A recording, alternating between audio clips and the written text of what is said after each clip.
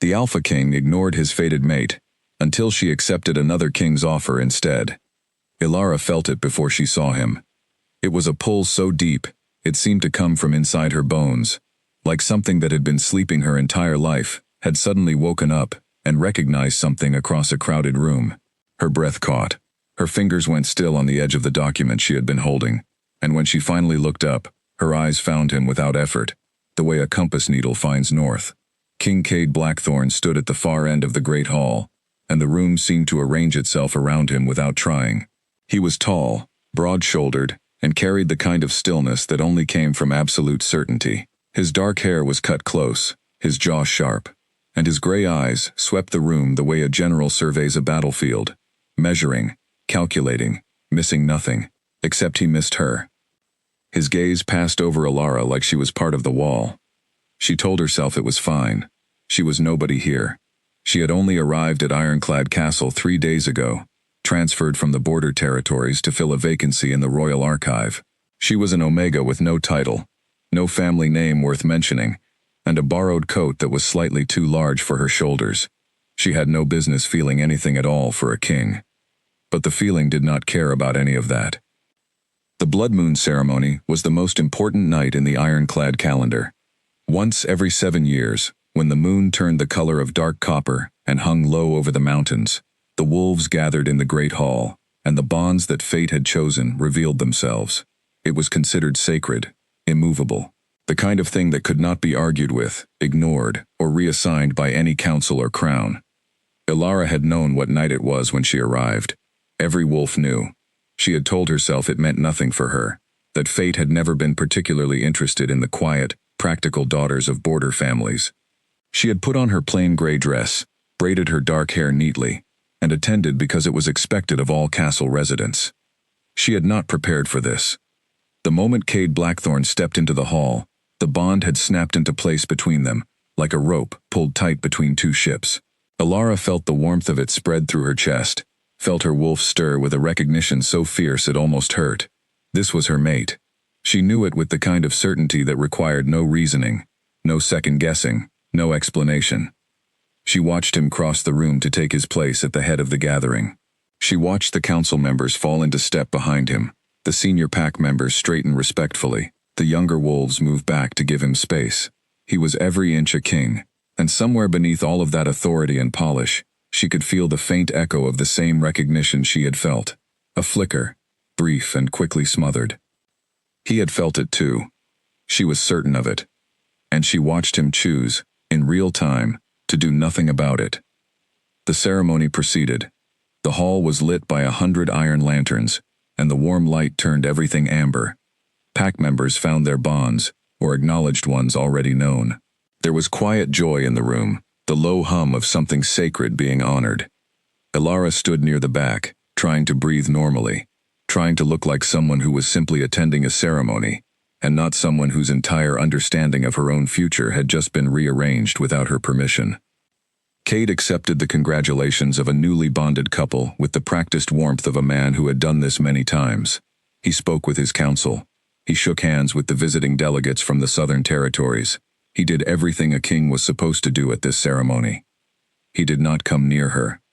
By the time the evening wound down and the lanterns were being dimmed, Ilara had rebuilt her expression into something neutral enough to wear in public. She filed out with the rest of the castle residents, returned to the small room she had been assigned in the staff quarters, and sat on the edge of her narrow bed in the dark.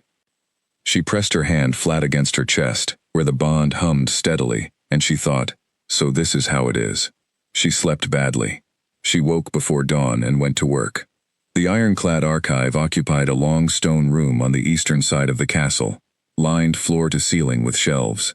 The collection was enormous, and had been poorly organized by at least 2 previous record keepers, who seemed to have operated on the principle that documents should be filed according to which shelf they happened to be nearest at the time of filing. Ilara had spent her first 3 days simply surveying the extent of the chaos. She found it comforting, in a strange way. The archive was a problem she could actually solve. By her second week, she had developed a system. By her third, she had cleared and recatalogued the first 4 shelves and started on a territorial map inventory that had not been properly updated in 6 years. She worked early and stayed late. The archive became her territory in the truest sense, a place where she knew exactly where everything was, where her judgment was never questioned, and where the mess slowly became order under her hands. No one came to check on her except the castle steward, an efficient older man named Harold who visited every Friday with a brief list of any additional items needing to be filed. Harold was pleasant, professional, and treated her with the matter-of-fact respect of a man who judged people entirely by whether they did their jobs well. Ilara liked him enormously.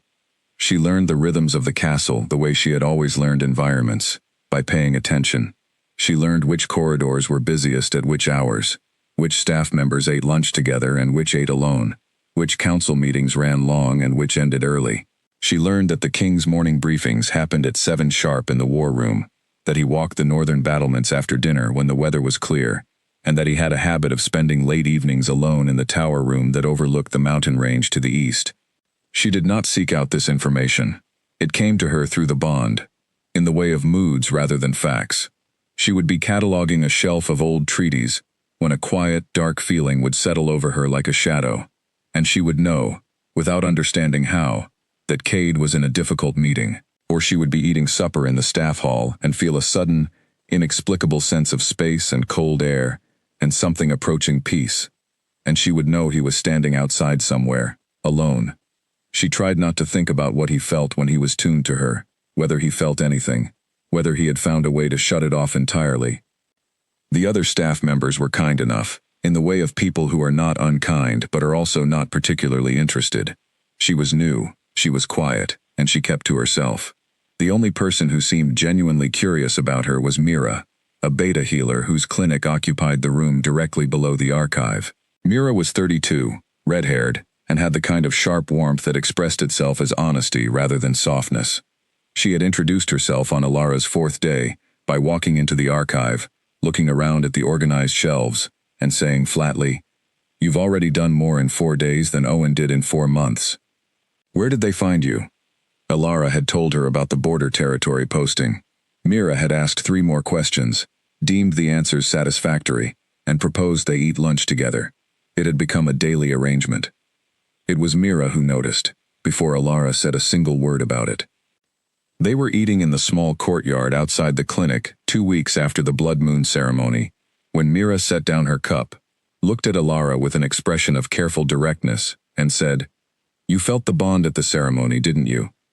It was not quite a question. Ilara was quiet for a moment. "Yes," she said. "And it was him." Another pause. "Yes." Mira's expression did not change, but something shifted behind her eyes, something that looked like anger, being very carefully managed. She picked up her cup again. "I thought so," she said. "I watched you that night. You were fine when you walked in, and then you were not fine, and then you were fine again, but in a different way, the kind of way people get fine when they've decided something." Ilara considered this. "I decided that it wasn't something I could control, and that I should focus on what I could. Which is the archive. Which is the archive." Mira was quiet for a moment. "Has he come to find you?" "No." "Has he sent anyone?" "No." "Has he acknowledged it in any way, publicly or privately?" "No." Mira set her cup down with more force than strictly necessary. "He knows," she said. Everyone who was in that hall could feel the moment it happened. The air changed. "These things are not subtle." "I know," Ilara said. "Then what he's doing is a choice." "Yes," Ilara agreed. "It is." She said it without bitterness, which she thought was a reasonable achievement. The bitterness was there, underneath, a quiet, constant ache that she had learned to work around the way you learn to walk around a piece of furniture, placed inconveniently in a small room. She did not trip over it. She did not pretend it wasn't there. She simply navigated around it, every day, and kept moving. What she had decided, in those early dark weeks, was that she would not wait. She would not sit in the hope that he would eventually come to his senses, that the bond would wear him down, that some crisis or revelation would make him see what he was refusing to acknowledge. Waiting was a kind of surrender she was not prepared to make. She had her work. She had Mira. She had her own self-respect, which she intended to keep. But the bond was relentless, in ways that had nothing to do with wanting. It was biological, ancient, and completely indifferent to what she had decided. It woke her some nights with a sharpness that left her staring at the ceiling, heart pounding for reasons she could not name. It made her intensely aware of where in the castle he was, at all times, with the kind of awareness that could not be switched off. It made her feel the edges of his emotions the way you feel the warmth of a fire, even when you are not looking at it. She learned to live with it. She learned to note it and move past it, the way a person learns to ignore the sound of traffic after years of living near a road. She was very good at adapting. It was possibly the most useful thing about her. 3 weeks after the ceremony, she finished the first major section of the archive reorganization and delivered a written summary of her progress to Harold. He read it, told her it was the most organized this section had been in his memory, and scheduled her for a formal review with the castle administration the following month. She thanked him, returned to the archive, and started on the next section. She did not think about the fact that Cade had walked past the archive door twice that week without stopping. She did not think about the way the bond had flared, both times, with something that felt like recognition, and something else underneath it that she could not quite name. She filed her documents. She updated her maps. She did her job. She was, by anyone's measure, doing very well. She just wished, in the quiet moments before sleep, that doing well felt like enough. It didn't, yet, but she was patient. She had always been patient, and she had learned, in the borderlands where resources were scarce and outcomes were rarely certain, that the people who survived were almost never the ones with the most advantages. They were the ones who kept going. So Ilara kept going. And somewhere on the other side of the castle, in the tower room that overlooked the eastern mountains, a king stood alone at a dark window, and felt the steady, unmistakable warmth of a bond he was doing everything in his considerable power to ignore, and found, for the first time, that it was not as easy as it had been the week before. He turned away from the window. He told himself it would get easier. He was wrong about that, but he didn't know it yet. The letter from the council arrived on a Tuesday. Ilara found it slipped under the archive door when she arrived at her usual early hour, before the rest of the castle had properly woken. It was sealed with the ironclad crest and addressed in the tight, formal script of the senior council secretary. She set down her bag, broke the seal, and read it standing up because she had not yet taken off her coat. It informed her, in the careful language of people who wanted to say something uncomfortable without actually saying it, that her posting at Ironclad Castle was to be considered permanent. The position of Royal Archivist, previously held as a temporary role, was to be formalized under her name, effective immediately.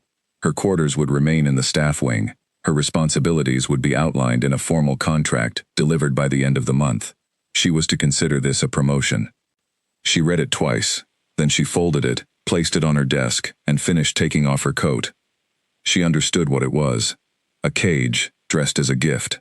Someone had made a decision about her, and they had done it on paper, without asking her, and delivered the paperwork before she was awake.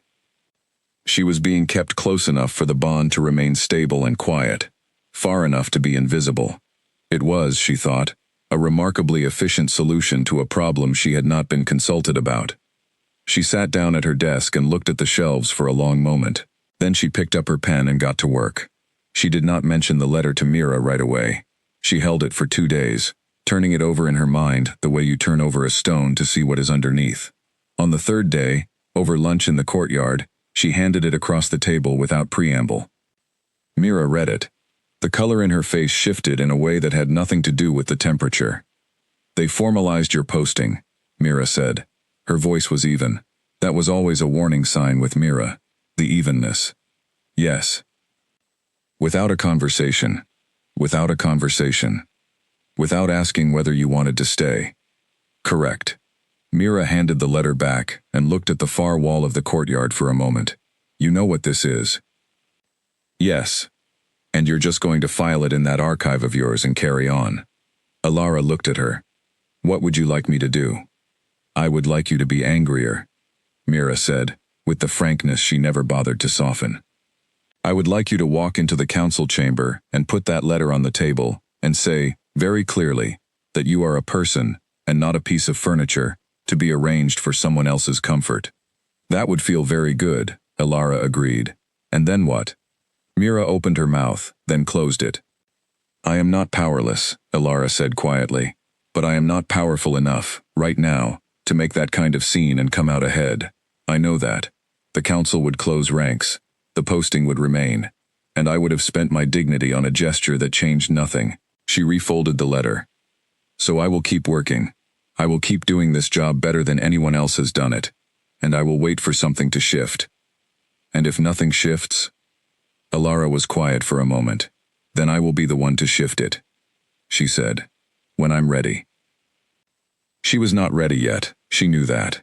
She was still finding her footing in this place, still learning who held what kind of influence and how, still mapping the territory the way she mapped everything, carefully, patiently, without rushing.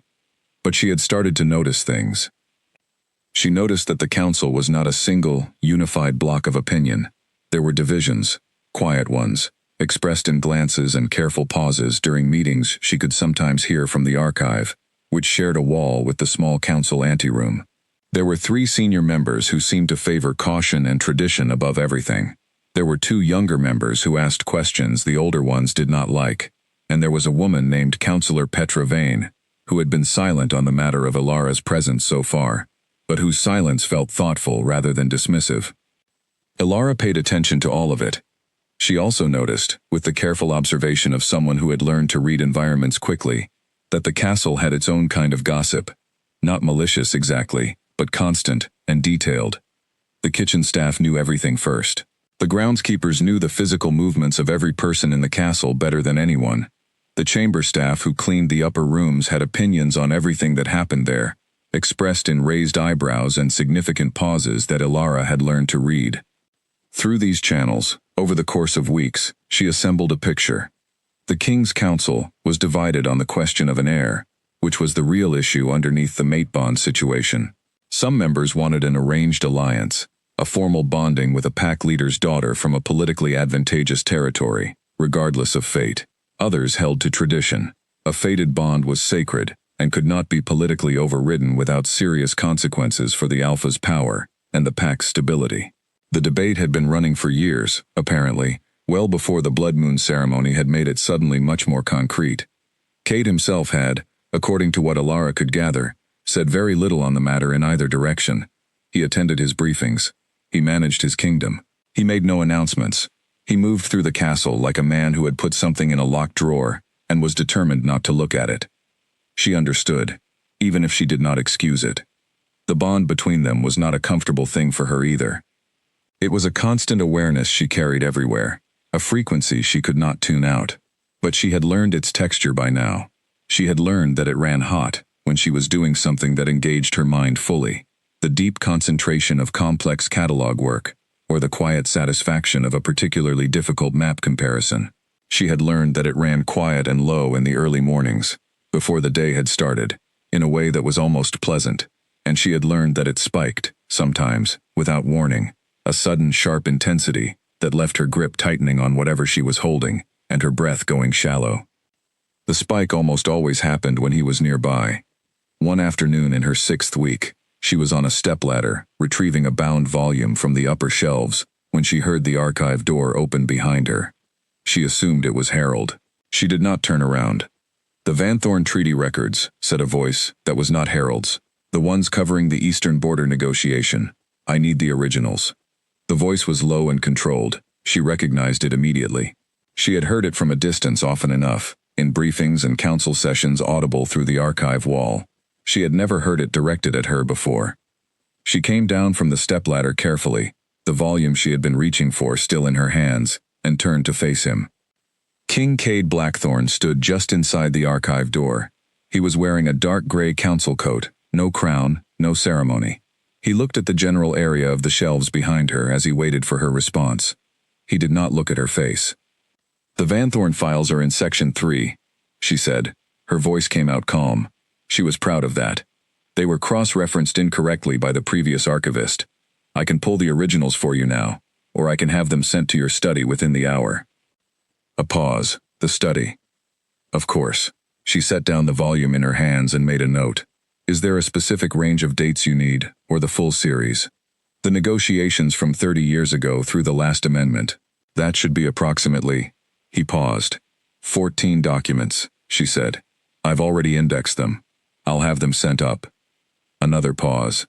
Something passed across his face. Brief. Unreadable. Thank you, he said. He left without looking at her. She stood very still for a moment after the door closed. She was aware of the bond pulling in her chest, sharp and insistent, the way it always did when he was close. She breathed through it. She went and found the 14 Vanthorne documents and organized them for delivery to the royal study. She told herself it was a request like any other request. But her handwriting was very slightly uneven on the delivery note, and she noticed that, and it annoyed her. The documents were delivered by a page. She assumed that would be the end of it. 2 days later, a note came back. It was written in a clear, precise hand that she recognized as his from the signed documents she had seen in the archive. It said, "The amendment dated 44 years ago appears to be missing from this set. Please advise." She checked her records. The amendment was not missing. It had been misfiled under the wrong territory name by the previous archivist and was currently held in a separate box she had not yet redistributed. She wrote back, explained this, and offered to send it up. He replied within the hour, "Yes, please send it." She sent it. 2 days after that, another note. "The index you've included with these files is the most useful organizational system I've seen applied to this archive. Is it your own method or a standard one?" She stared at this note for a long moment. She wrote back, "My own." His reply, "It shows good judgment." She put that note in her desk drawer and did not take it out again. She did not know quite what to do with it. Praise from him was not something she had a category for yet. She was not sure whether it was a step toward something, or simply the observation of a king who valued efficiency, regardless of where it came from. She chose to treat it as the latter. It was safer. But the notes continued. They were always brief, always practical. A question about a specific document, a request for a related file, an occasional observation about something she had reorganized. They arrived perhaps twice a week, and she answered each one in the same tone. Professional, clear, efficient. She did not read anything into them. She told herself firmly that she did not read anything into them. Mira, when told about the notes in carefully edited terms, looked at Ilara with an expression she had not been asked for, and said, "He's circling." "He's using the archive," Ilara said. "He never used the archive before you arrived. He never had it properly organized before I arrived." Mira looked at her for a long moment. "Ilara." "Don't," Ilara said pleasantly. "I'm just going to say, please don't. He's trying to find a way in that doesn't require him to admit anything." Ilara stacked the papers in front of her with unnecessary precision. "I'm aware of what he's doing," she said, "and I'm aware that the correct response is to continue doing my job and not arrange my hopes around the possibility that a king, who has spent 8 weeks pretending I don't exist, has suddenly remembered I'm a person." Mira was quiet. "I'm not angry," Ilara added. "I'm just—" She stopped, then started again. "I'm very good at my work, and I would like to continue being good at it without turning every professional interaction into a source of speculation." Mira nodded slowly. "All right," she said.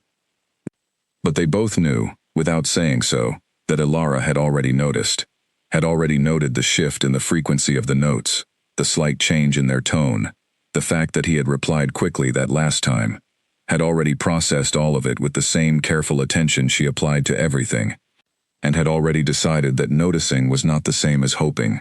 That distinction was the only thing keeping her steady, so she held on to it with both hands, went back to her maps and her catalogs, and her quiet, ordered life in the archive, and waited to see what came next. Something was coming. She could feel it the way you feel. A change in the weather, a shift in pressure, a new quality to the air. She was ready for it. Or so she believed.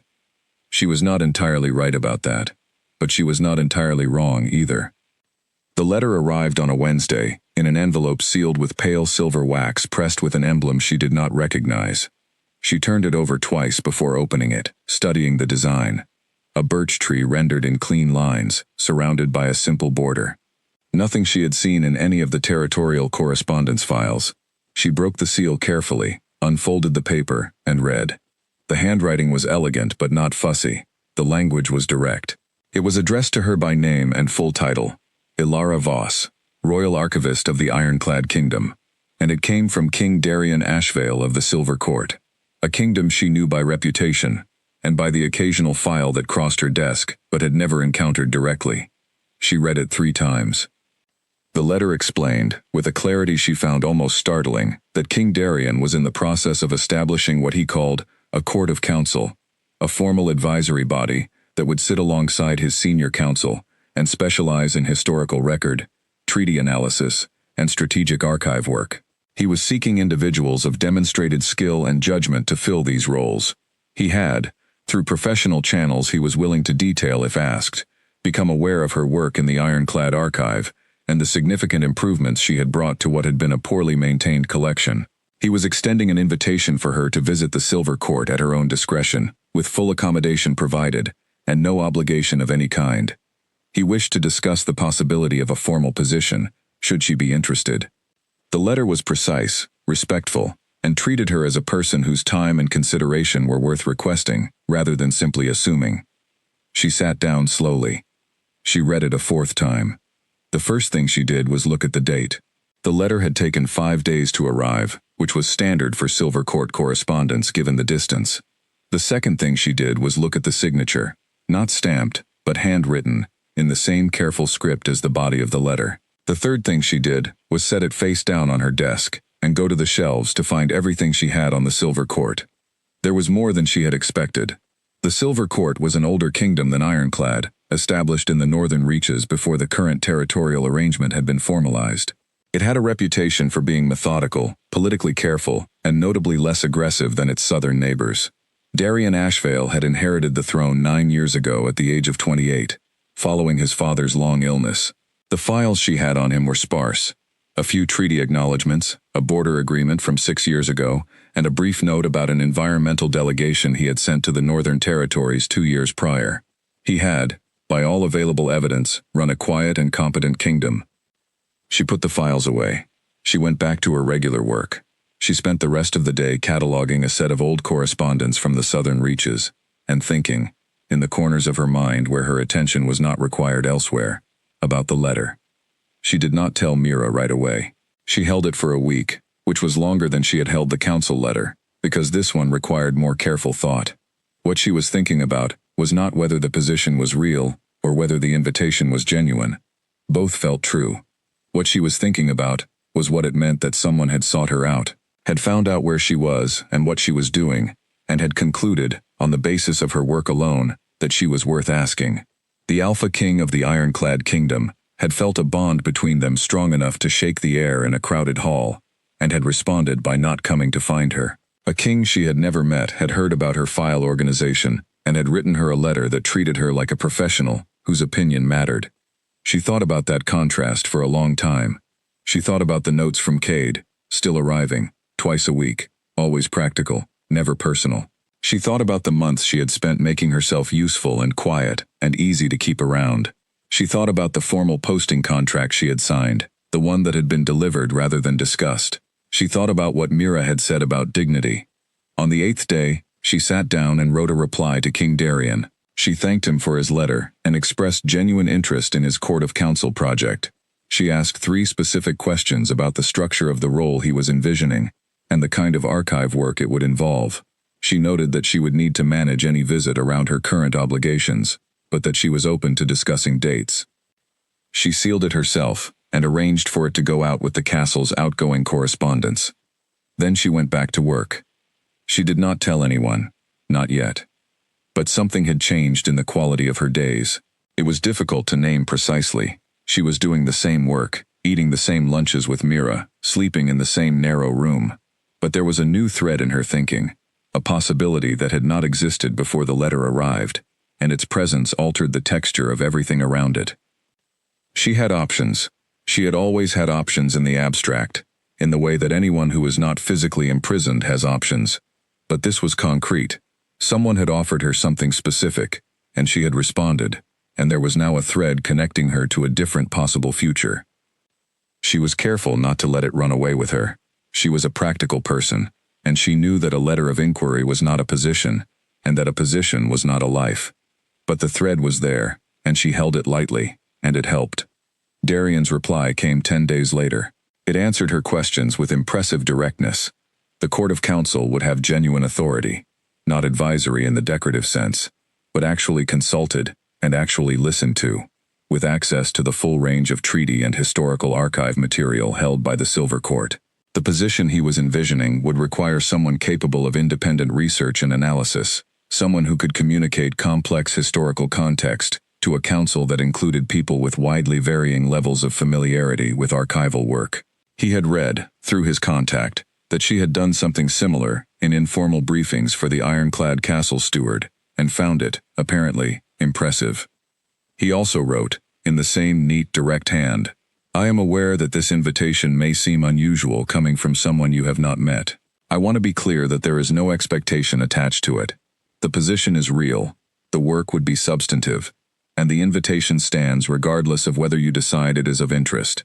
I simply believe in asking directly when I want something, and what I want is someone with your abilities working within reach." She read that last sentence several times.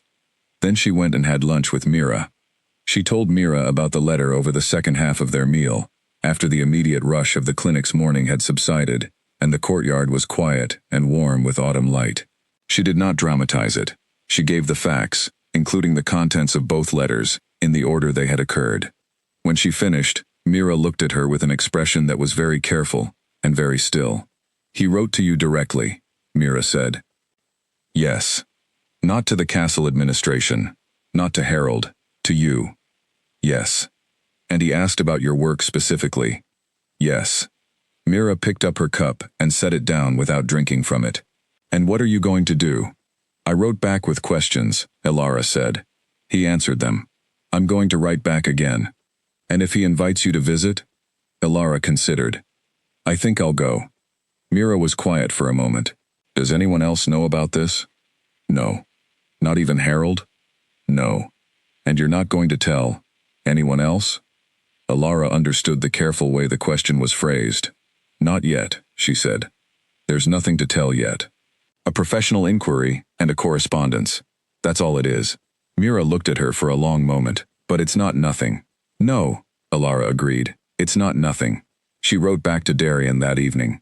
She told him she was interested in visiting. She suggested dates. She asked what level of formality the visit would require, and whether she should notify the ironclad administration in advance. His reply came within a week. The visit would be entirely informal, at her discretion, and notification was entirely her choice.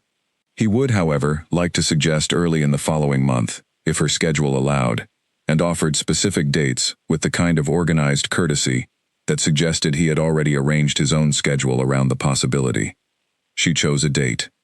She told Harold that she would need 4 days of personal leave in the coming month.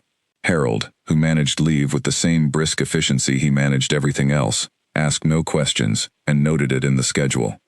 She did not sleep well for the following 2 weeks, but it was not the painful, aching insomnia of the early months. It was the particular wakefulness of someone who has made a decision and is waiting to see what it becomes. The bond was present throughout. Steady, insistent, unchanged. Cade sent 2 more notes about archive materials during this period.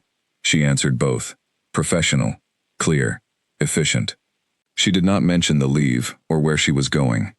3 days before the visit, she was in the archive when she felt the bond shift. It happened sometimes without warning, a sudden deepening, like a sound dropping to a lower register. She was used to it. She paused, set down what she was holding, and breathed through it. Then she picked up her pen and continued. She packed her 2 bags on the evening before her departure, with the same careful practicality she applied to everything. She chose her clothes without sentiment, the things that were presentable and comfortable, and allowed her to work if work was required. She packed her notebook and her pen case, and the small reference text she always kept on her desk.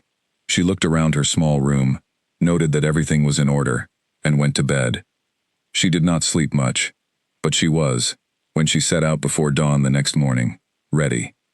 What she was not ready for was the sudden, sharp spike in the bond that hit her as she passed through the eastern gate of the castle, and felt, for the first time in months, the distance between herself and Cade Blackthorne beginning to grow. It was not comfortable. It pulled at her, like a hand catching at her sleeve. Her wolf objected loudly in the space behind her ribs. She kept walking. She kept her eyes forward. She breathed through it in steady, deliberate counts. The gate closed behind her. The bond stretched, hummed, and did not snap. She had known it wouldn't. The bond was not the thing she was testing. She was testing herself. She was testing whether she could walk towards something of her own choosing, even with the weight of something unchosen pulling against her. She could. She kept walking. The road north was long and clear in the early autumn light, and the mountains on either side were beginning to turn at the edges, gold and amber at the high places where the cold came first. It was, she thought, a beautiful morning to be going somewhere. She allowed herself that, at least. She was going somewhere. After months of standing still, she was moving, and whatever she found at the end of this road, she would meet it as herself, not as a bond, not as a posting, not as an inconvenient piece of fate that a king had chosen to file away. Just herself. It was more than she had felt in a very long time. The silver court sat in a valley between two mountain ridges, and the first thing Alara noticed when the road curved and the valley opened before her was the trees. They were birch trees, hundreds of them, growing in the spaces between the stone towers and the outer walls, and along every courtyard path she could see from the road. Their white bark caught the pale morning light and turned it silver. Their leaves, turning early in the mountain cold, shifted between green and gold in a slow, constant movement, so that the whole court seemed to breathe. She had not expected that. She had read the documents. She had built a picture of the Silver Court from its treaty language and its territorial maps and the spare references in the ironclad files. None of it had mentioned that the place was beautiful. She adjusted her bags and walked through the outer gate, which stood open. A man was waiting just inside. He was perhaps 35, of medium height, with the kind of face that was mobile and attentive in a way that suggested someone who was genuinely interested in his surroundings. He wore a plain dark coat, no insignia, nothing that would have identified him as anything in particular. He saw her come through the gate and walked toward her directly. No ceremony. "Ilara Voss," he said, and it was not a question. He extended his hand. "Darian Ashvale. Welcome to the Silver Court." She had been prepared to meet a king. She had not been prepared to be met at the gate personally, by someone who looked like he had been standing there waiting, rather than being hastily summoned, and who was already reaching out to shake her hand before she had properly oriented herself in the space. She shook his hand. His grip was firm and easy. "Thank you for the invitation," she said. "Thank you for accepting it," he said. "I wasn't certain you would. Can I take one of those?" He nodded at her bags. "I'm fine," she said. "All right." He turned and gestured toward the main courtyard. "I'll show you the guest rooms first, and then I want to show you the library, unless you'd prefer to rest after the journey." "The library," she said immediately. He smiled. It was a genuine smile, reaching his eyes without effort. "I thought so." The library occupied an entire wing of the Silver Court's central building, 3 floors of it, lit from above by a long skylight of pale green glass that turned the light inside soft and even. The collection was organized by the most sensible system Ilara had ever encountered in a working archive, not alphabetical, not chronological, but by subject and cross-referenced by territory, so that a researcher looking into any given region would find everything relevant to it gathered in adjacent sections. She stood in the center of the main floor and turned a slow circle, looking at the shelves. "Who organized this?" she asked. "3 generations of our court archivists," Darian said from beside her. "The current system was established about 40 years ago and has been maintained since. There are gaps." He paused. "There are always gaps." "What kind of gaps?" "The pre-settlement period is poorly documented. Anything before the territorial compacts is fragmented, held in pieces across different collections, not cross-referenced, often misfiled." He looked at her sidelong. "It's the area where I most need help." She walked to the shelf nearest her and read the spines. The labels were precise, the handwriting consistent across sections. Someone had cared about this for a long time. "How much of the pre-settlement material do you have?" "A significant amount. The problem is accessibility. The material exists. Understanding what it contains and how it connects requires someone who can work through it systematically." He paused again. "Someone with patience and a good organizational mind." She looked at a shelf of leather-bound volumes, each one neatly dated on the spine. "May I?" "Please." She pulled one of the volumes and opened it. The handwriting inside was old but legible, the language formal but clear. She read the first page, then the second, then skipped ahead to the middle. It was a record of a border negotiation she had never seen referenced anywhere in the ironclad files, despite the fact that ironclad territory had been directly involved. "This isn't in our records," she said. "No," Darian said. "That's one of the problems." She looked up at him. He was watching her with the expression of someone who is waiting to see what someone else thinks, genuinely interested in the answer. It was an unusual expression to find on a king. She was used to the expressions of people who had already decided and were waiting for others to catch up. "What exactly would the role involve?" she asked. They spent the next 2 hours in the library. He answered her questions without deflecting, and asked his own with the same directness she had noticed in his letters. By the time they emerged for the midday meal, she had a clearer picture of what he was proposing than she had expected to have so quickly. The Court of Council was real, the work was real, and he was, evidently, someone who meant what he wrote. The meal was in a small dining room off the main hall. There were 4 other people present, 2 senior council members, and 2 members of his existing advisory staff. He introduced her by name, and as someone whose archival expertise he was hoping to bring to the Silver Court. He did not introduce her as anything else. He did not make the situation more than it was, and he did not diminish it. He said, plainly, that she was very good at her work, and that he hoped she would be interested in doing it here. One of the council members, an older man with a neatly trimmed beard, asked about the ironclad archive reorganization he had apparently heard references to. Ilara explained the system she had developed. He asked several follow-up questions, each of which required her to explain her reasoning in some detail. She did so. He listened, nodded, and at the end said, "That's a considerably more sophisticated approach than what we've been using in the Northern Territory files." "It's not complicated," she said. "It just requires deciding on a consistent logic and applying it without exceptions." "Which sounds simple and proves not to be," he said, with the tone of someone who had learned this the hard way. She found herself smiling. Yes. Darian, across the table, said nothing, but she noticed him watching the exchange with an expression that was quiet and attentive, and she thought, pleased. The afternoon was a tour of the territory. Darian showed her the secondary archive rooms, the map collection, the treaty storage. He explained the Silver Court's approach to territorial relations, with the thoughtfulness of someone who had spent real time thinking about it. She asked questions. He answered them. He asked questions about the ironclad approaches to the same issues, and she answered those too. And by the time they were back at the main building, she was aware that she had been talking freely for most of the afternoon, in a way she did not do with many people. "You have an extraordinary memory," he said, as they came back into the library. "For documents, yes," she said. "Not just documents. You referenced a specific clause in a 30-year-old treaty from memory 3 times this afternoon. The clause mattered for the context," she said. "I remember things that matter for the context." He looked at her for a moment. "That's what I mean," he said. "That's the exact thing I need." She looked at the library around them. The pale light was moving lower through the skylight now, the afternoon going toward evening, and the birch trees outside the windows were lit gold, all along their upper branches. It was a very beautiful place. The work was real. The people here had treated her like a person whose mind was worth something. She thought about the archive at Ironclad, her shelves, her maps, her system.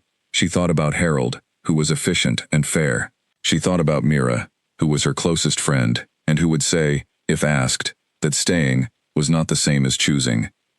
She thought about a king who had left notes in a careful hand about her filing system, but had never once asked her how she was. "Can I think about it?" she said. "Of course," Darian said. "I'd be concerned if you didn't." He paused. "Stay 3 days. Look at whatever you'd like. Talk to whoever you'd like. And take whatever time you need after that." She stayed 3 days. She spent those days in the library, working through several of the pre-settlement volumes and beginning a rough organizational framework for how the material might be cross-referenced with what existed in the main collection. She did it without being asked. She did it because she wanted to. And she noticed that working here had a different quality than working at Ironclad, not because the work was different, but because she was doing it in a space where her presence felt natural, rather than managed. On the second day, Darian asked, "What do you think about the ironclad archive? Is it Darian found her in the library, early in the morning, before the rest of the court was active. He came in, saw her at the large central table, with 3 volumes open in front of her, and her notebook covered in her small, precise handwriting, and said nothing at all for a moment. "You started at dawn," he said. "I woke up early," she said. "I wanted to follow a thread before I lost it." "Did you lose it?" "No." She looked at the page in front of her. "It goes further than I expected. There's a whole pattern of settlement agreements that were never reconciled with the later territorial compacts.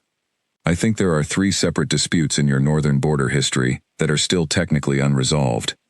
He came and stood across the table from her and looked at the page she was indicating. He read the section she pointed to, then looked at the open volume beside it, then back at her. "How did you find this?" "I followed the dates," she said. "The logic of the filing was wrong. Once I corrected for that, the pattern was obvious." He looked at her for a moment. "How long would it take you to work through this properly?" "Several months, maybe more." "And would you want to?" She looked at the volumes, then at the library around her, then at him. He was asking honestly. That was the thing she kept coming back to with Darian Ashvale. He asked honestly. There was no layer of management over his words, no political wrapping around his questions. He said what he meant, and he waited for real answers. "Yes," she said, "I would." He nodded, as if that settled something. "Then let's talk about terms when you're ready," he said. "No rush. Finish your thread." He left her to it. She sat alone in the silver light with her books and her notebook and the quiet satisfaction of real work, and she thought about what it might be like to stay, and then she made herself think, equally carefully, about what it would mean to go back.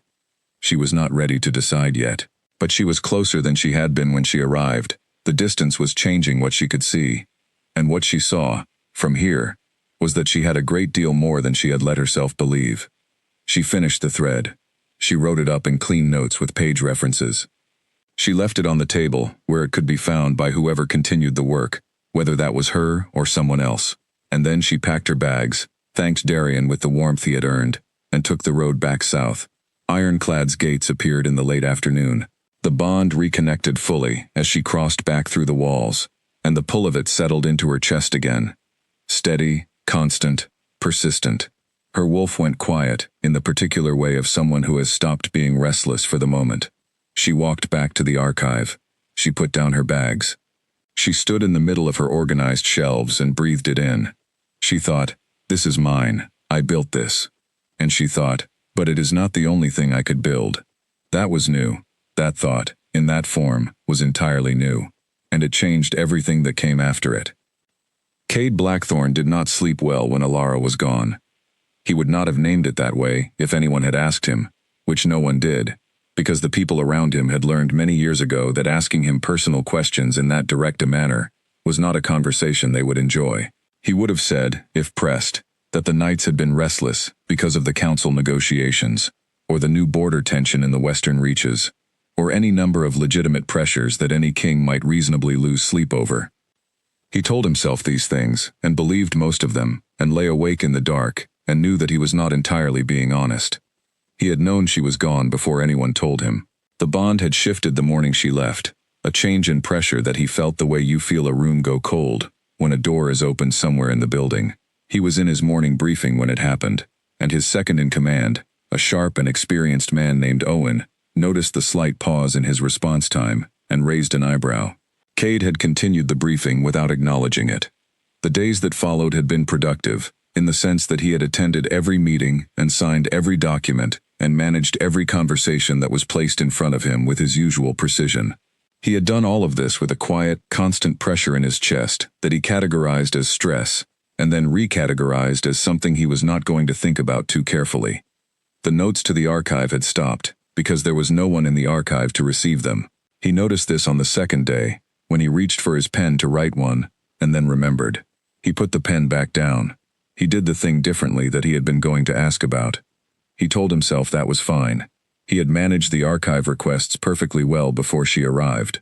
The archive had simply been somewhat harder to navigate. It was not her absence that was the problem. It was the disruption to an efficient system. That was all. He was aware that this explanation was not entirely convincing, even to himself. He chose to proceed with it anyway. By the third day, the hollow quality had deepened to the point where it was distracting. It was not pain exactly. It was more like a sound that had been running constantly in the background for months, something you had stopped noticing because it was always there, and which had now stopped, leaving an absence that was louder than the sound itself had been.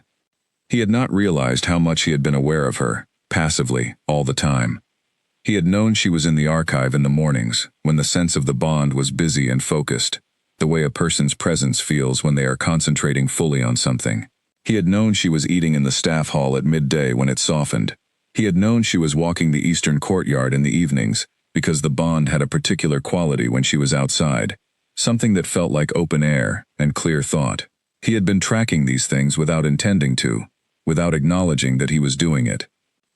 Now there was nothing to track. He found himself on the fourth morning, standing at the window of the eastern tower room, the one he used for late nights when he needed to think, and looking at the road that led north out of the castle grounds. He was not looking for anything specific. He was simply standing at a window that happened to face the direction she had gone.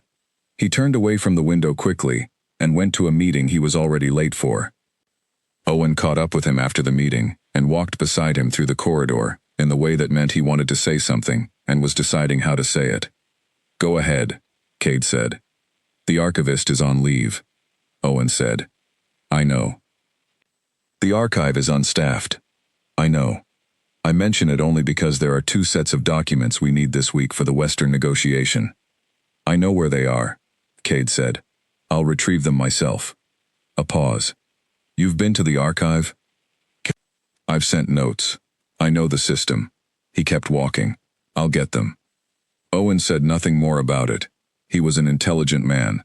He understood the things that were not being said, and he understood that the correct response to them, in most cases, was to ask nothing further and do his job. Cade went to the archive that afternoon.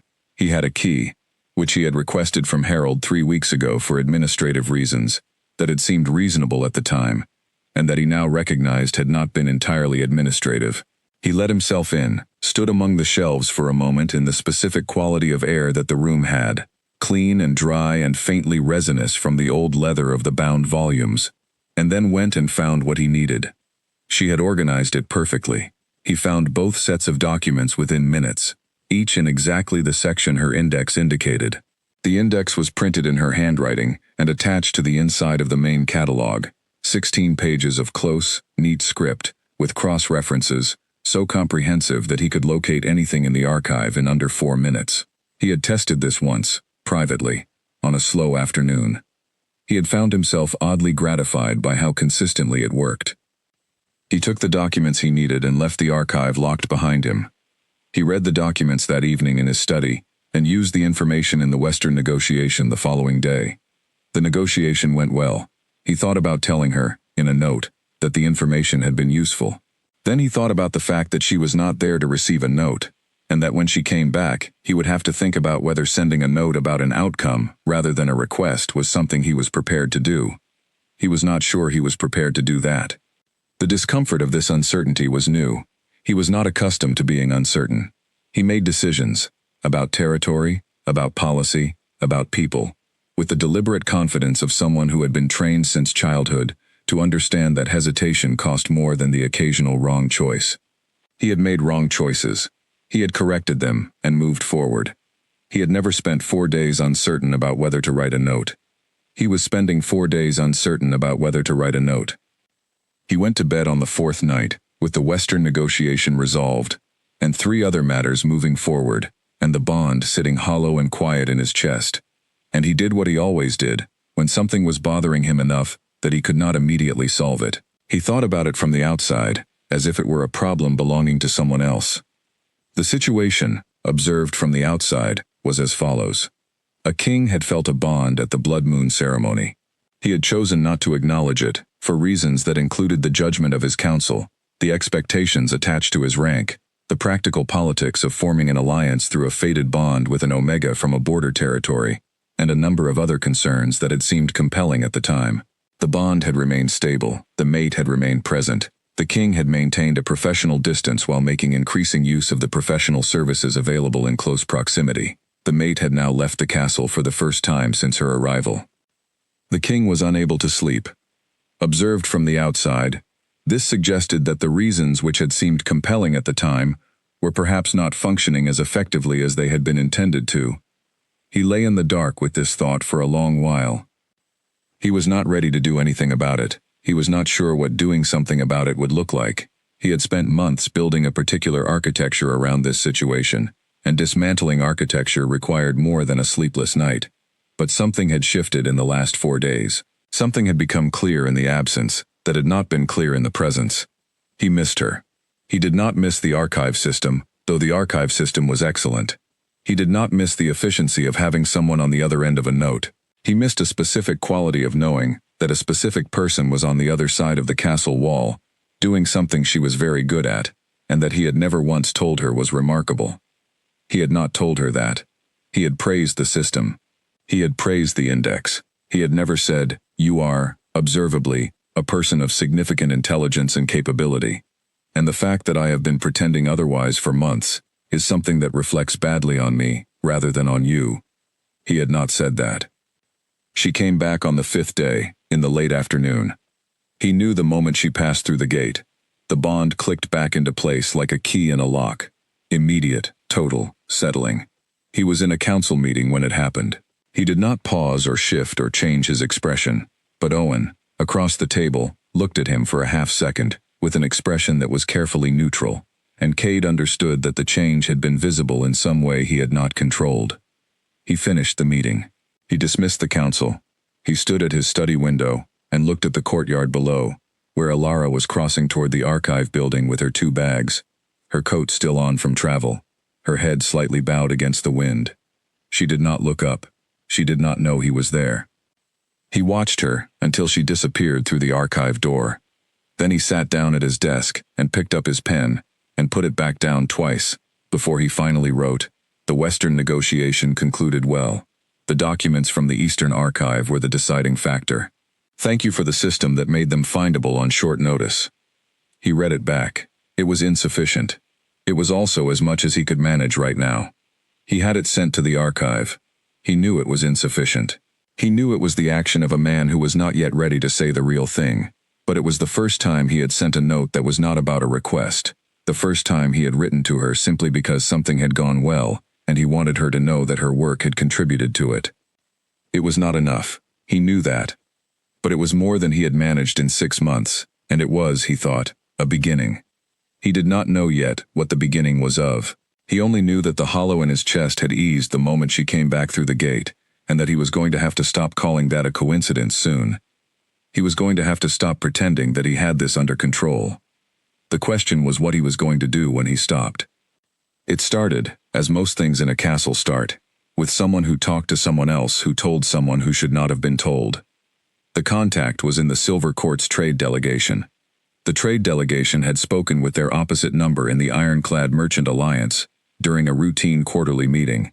The Merchant Alliance member had mentioned it, not as news but as the kind of background information that people pass along in professional circles without thinking much of it, to a cousin who happened to work in the service of one of the senior council members. By the time it reached the council itself, it had shed some of its original nuance and acquired a layer of interpretation that the original exchange had not contained. What the council heard was this: King Darian Ashvale of the Silver Court was pursuing a formal relationship with the Ironclad Alpha King's unclaimed fated mate. The Silver Court had made approaches. The mate had visited. The visit had been extended beyond its original duration. A formal courtship arrangement was reportedly under discussion. None of this was entirely wrong, but none of it was exactly right either. Alara had received a professional invitation and visited for 3 days of her own free will. There had been no courtship language in anything Darian had said or written, but the framing of the council report treated intention and outcome as the same thing, which was a habit of councils everywhere, and one of the most reliable sources of bad decisions. The council meeting that followed Alara's return was, by all accounts, heated. She heard it through the wall. This was not something she had engineered. The archive genuinely shared a wall with the council anteroom, and on days when voices rose above their usual register, sound carried. She had learned, over the months, to distinguish between the ordinary tension of difficult meetings and the particular pitch of something unusual. Today was unusual. She could not make out specific words most of the time, but she could hear the cadence, the rapid, overlapping quality of multiple people speaking with urgency. The silences that fell when a particular voice cut through. The one long stretch of uninterrupted speech that suggested someone making an extended argument. She worked through it without looking up, though she found her pen moving more slowly than usual. What she heard most clearly, because it was nearest to the wall, was the voice of Counselor Petra Vane, the woman Ilara had been watching for months, the one whose silence had always felt considered. Vane was speaking in the steady, measured tone of someone who was making a point they had been preparing to make for some time. Ilara could not hear the words. She could hear the shape. The meeting broke up with more noise than usual. She heard footsteps. She heard a door.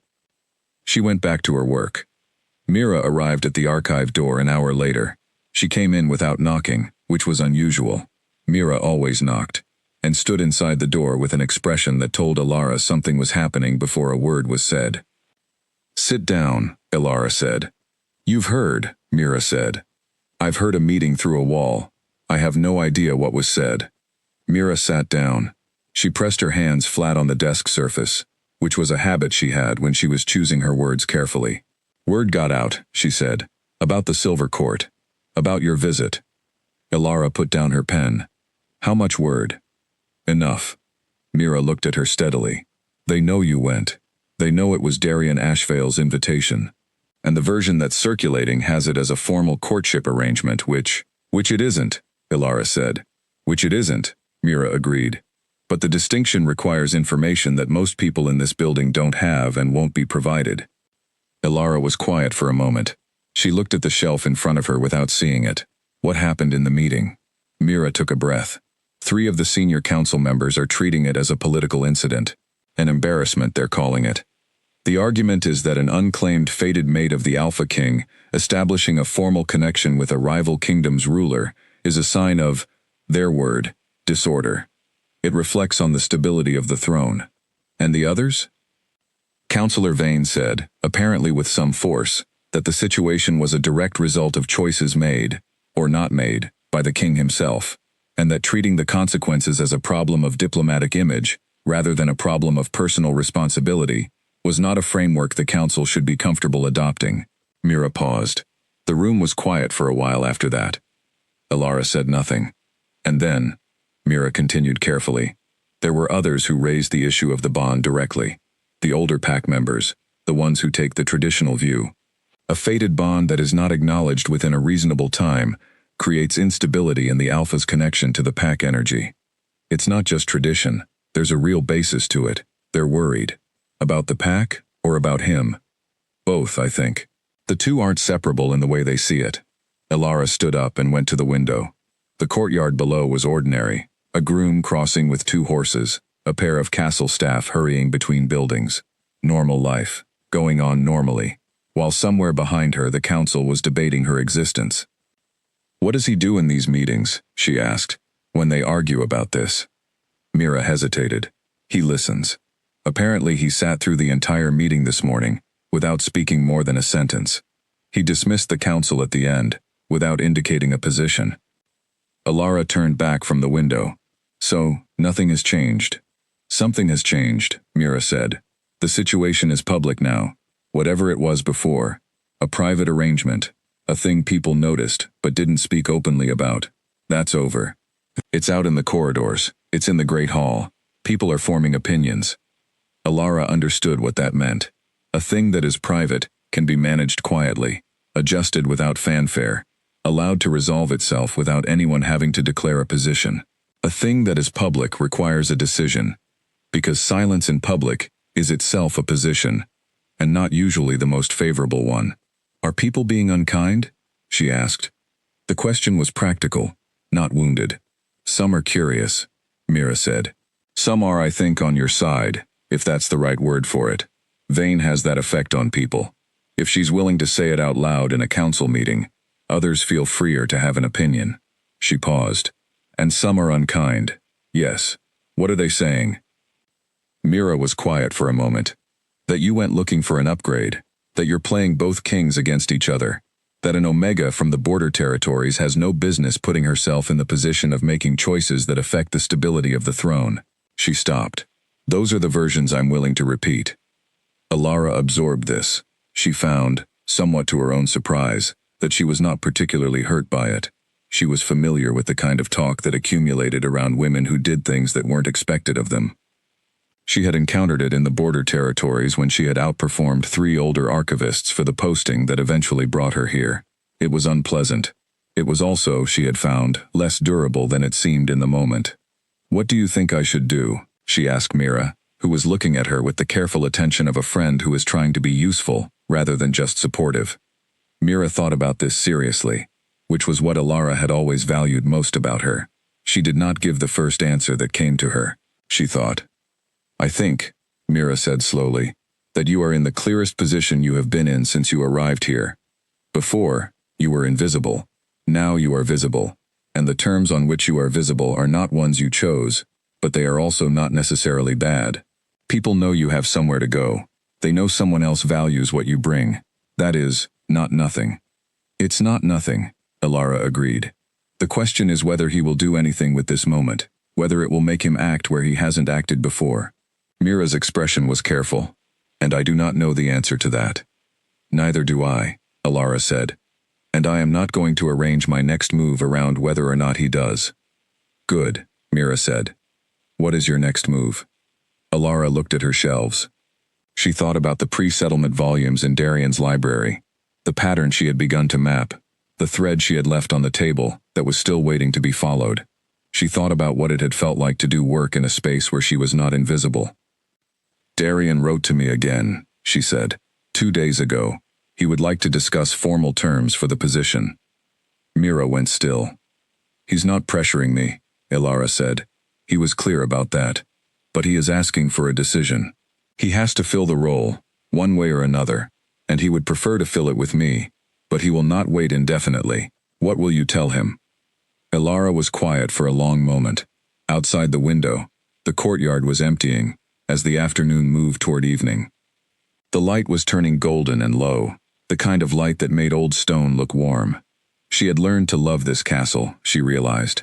Not because of him, or not only because of him, but because of this room, and these shelves, and the work she had done here. Because of Mira, eating lunch in the courtyard. She had built something here. That mattered. But she had also been kept here, in a way that was so carefully structured it almost didn't feel like being kept. And a cage you have decorated yourself is still a cage. "I'm going to write back," she said. "I'm going to tell him I'm seriously considering it, and that I need another 2 weeks to make a final decision." Mira nodded slowly.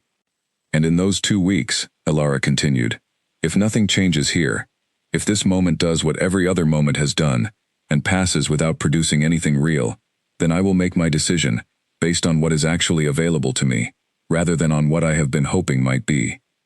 Mira looked at her for a long moment. There was something in her expression that was not quite sadness, and not quite admiration, but contained something of both. "All right," she said. "All right," Alara said. She sat back down at her desk. She picked up her pen. She went back to the catalog she had been working on before Mira arrived, with the same careful attention she gave everything. But her mind was already drafting the letter to Darian, already measuring what 2 weeks would mean, already, quietly, beginning to let go of a version of the future she had held, without ever admitting it. The holding was the hard part. The letting go, she suspected, was going to be easier than she feared. That was both a relief and a small, quiet grief, and she allowed herself to feel both, without apology. Then she filed the document she was holding, picked up the next one, and continued. He came to the archive at 7 in the morning. Alara was already there, which did not surprise her. She heard the door open and looked up, and there was a half-second during which she registered that it was him, that particular set of shoulders, that particular quality of stillness, before her expression settled into something neutral. "Good morning," she said. "I know you're considering leaving," he said. He had not come to ask about documents, that was immediately clear. He was wearing a plain coat, not the council formal dress he wore to meetings, and he had come at an hour before the castle's day was properly underway. He had not sent a note first. He had come in person, early, without ceremony, and said the thing directly. She set down her pen. "All right," she said. "I'd like to talk." She was quiet for a moment. She thought about the 2 weeks she had given herself, and how many of them remained. She thought about the version of this conversation she had imagined, in various forms, over the past months. The one where he finally said something real, too late, or just in time, depending on what he said, and whether it was enough. She had told herself, firmly, that she would not construct it as a test. She was constructing it as a test. She knew that, and accepted it. Then sit down, she said. He sat, not in the chair against the wall that visitors used, but in the one pulled up to the corner of her desk, the one she used herself, when she was working through a complicated file, and needed more surface space. She noticed this. She said nothing about it. There was a silence. She waited. She was good at waiting. "I'm going to say some things that are going to sound like explanations," he began. "And I want to be clear from the start that they are not excuses. They are context. There is a difference." She held his gaze. "I understand the difference." He looked at his hands for a moment, then back at her. "The night of the blood moon ceremony. I felt it the moment I stepped into the hall, before I saw you. The bond was already present. And then I looked across the room and I knew." "I know," she said. "I know you knew." I walked away. "Yes. I want to tell you why. Not to justify it, but because I think you deserve to know the actual reason, instead of the reason that you might have assumed." She sat very still. "All right." He was quiet for a moment, choosing his words, with the care of someone who had spent the past hours, possibly longer, deciding exactly what to say and how to say it. She recognized the quality of it. She had spent a good deal of time doing the same thing. "I have been a king since I was 22, he said. "My father died when I was 21, spent a year dying in front of me, and then I stood in the hall where you were standing, and accepted a crown I had been preparing for since I was a child. The preparation was total. Every decision I have made since then has been made as a king first.